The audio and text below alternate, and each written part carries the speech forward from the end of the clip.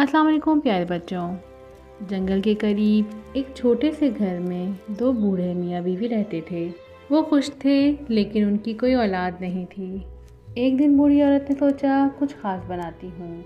उसने आटा गूंदा, उसमें मसाले डाले और इंसान की शक्ल का बिस्किट बनाया। जब बिस्किट तैयार हुआ तो अचानक वो बिस्किट बोल उठा, शुक्रिया, और भागने लगा। वो कहता गया, दौड़ो दौड़ो जितना दौड़ सकते हो, मगर कोई मुझे नहीं पकड़ सकता। बूढ़े मियाँ बीवी उसके पीछे भागे। रास्ते में एक गाय, एक बकरा और एक मुर्गी भी उसके पीछे लग गए, लेकिन वो सबसे तेज़ भागता रहा और कहता रहा, मुझे कोई नहीं पकड़ सकता।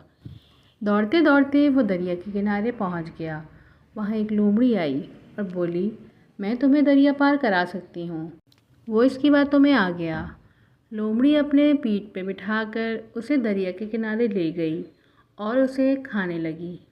अचानक कौवा आया और उसे उठा के ले गया और बीच जंगल में छोड़ दिया।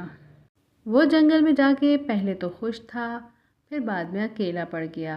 एक दरख्त के नीचे बैठकर सोचने लगा कि अब मैं क्या करूं। इतने में एक छोटा परिंदा आया और उसने कहा, अकेले रहना अच्छा नहीं होता।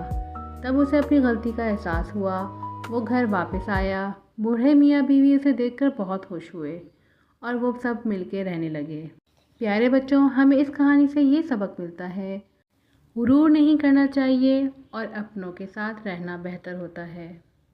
Thank you for watching. Please like, share, and subscribe. And Bye bye. Bye bye.